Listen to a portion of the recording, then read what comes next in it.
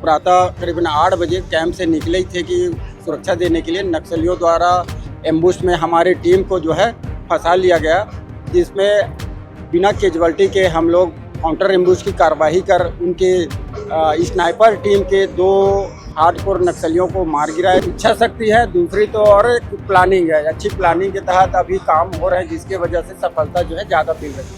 सुरक्षा बल के साथ साथ जो है सरकार भी अभी दृढ़ संकल्पित है नक्सलवाद के सफाये के लिए, तो बहुत जल्द ही इनकी सफाया हो जाएगी। देश को स्वतंत्रता दिलाने में देश के स्वतंत्रता सेनानियों का बहुत अहम योगदान था, लेकिन उस स्वतंत्रता को बनाए रखने में हमारे छत्तीसगढ़ पुलिस के जो अधिकारी हैं, जो निरीक्षक हैं और जो सेना के जवान हैं, उनका बहुत ही महत्वपूर्ण योगदान होता है।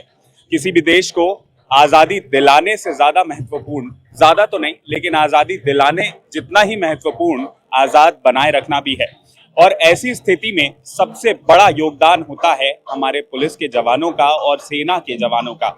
आज इसी कड़ी में मेरे साथ मालिक राम केवट जी मौजूद हैं। ये कांकेर जिला के थाने में पदस्थ हैं और वहां पर निरीक्षक के पद पर पदस्थ है। आज इन्हें वीरता का पुरस्कार दिया गया है। चलिए इन्हीं से जानते हैं कि आखिर क्या कुछ घटना घटित हुई थी जिस वजह से आज इन्हें वीरता का ये पुरस्कार मिला है।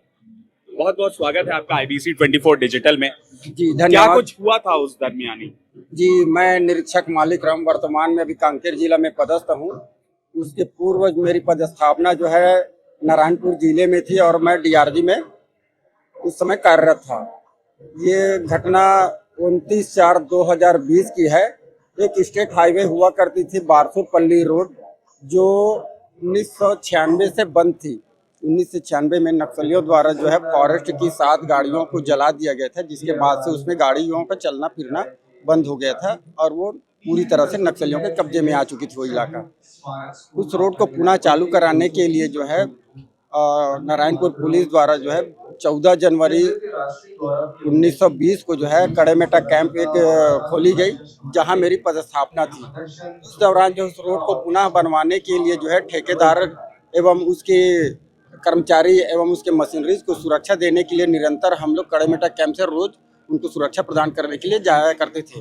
इसी तरह 29/4/2020 को भी हम लोग प्रातः करीबन 8 बजे कैंप से निकले ही थे कि सुरक्षा देने के लिए नक्सलियों द्वारा एम्बुश में हमारी टीम को जो है फंसा लिया गया, जिसमें बिना कैजुअल्टी के हम लोग काउंटर एम्बुश की कार्रवाई कर उनके स्नाइपर टीम के 2 हार्डकोर नक्सलियों को मार गिराया, जिसमें एक नक्सली का नाम सन्नू उर्फ जयलाल मंडावी, दूसरा रनाया गोटा थी, जो उनके स्नाइपर टीम के सदस्य थे और जो कंपनी नंबर 6 के 68 लाख के इनामी नक्सली थे, जिससे हम लोगों को उनके sniper weapon 7.62 mm SLR telescopic site लगा हुआ एवं 315 बोर की वेपन मिली हुई थी। आज के डेट में वो रोड जो है बनकर तैयार हो चुकी है और निरंतर उसमें लोगों का आना जाना चालू हो गया है। तो ये रोड खुलवाने के साथ ही नक्सलियों से लोहा लेने का काम केवट जी ने किया था। जिस तरीके से आप बता रहे हैं कि बहुत ही ज्यादा एडवांस्ड वेपनरी बरामद हुई थी नक्सलियों की तरफ से, तो आपके हिसाब से आपको क्या लगता है कि इतनी एडवांस्ड वेपनरी और वेपन सिस्टम आखिर नक्सलियों तक पहुंच कैसे रहे हैं? जी, नक्सलियों के पास हमारे ही जो लूटे हुए वेपन्स है, पैरामिलिट्रीज हो चाहे हमारे लोकल छत्तीसगढ़ पुलिस की, बहुत सारे वेपन उनके हाथ में आ चुके हैं, जिससे आज के डेट में वो हमारे खिलाफ जो है उपयोग कर रहे हैं। पिछले 8 महीनों में कुल 146 नक्सलियों का एनकाउंटर छत्तीसगढ़ पुलिस और अर्धसैनिक बलों ने किया है। ऐसी कौन सी चीज है जो लगातार छत्तीसगढ़ पुलिस को कामयाबी दिला रही है और क्या बदलाव किए गए हैं छत्तीसगढ़ पुलिस में जिस वजह से हम नक्सलियों का सफाया करने में इतने ज्यादा सक्षम और सक्सेसफुल हो रहे हैं? जी, इच्छा शक्ति है, दूसरी तो और एक प्लानिंग है। अच्छी प्लानिंग के तहत अभी काम हो रहे हैं, जिसके वजह से सफलता जो है ज्यादा मिल रही है। जंगलों में क्या कुछ ध्यान रखना पड़ता है, क्योंकि आपकी सारी इनपुट नक्सलियों को लगातार मिलती रहती है।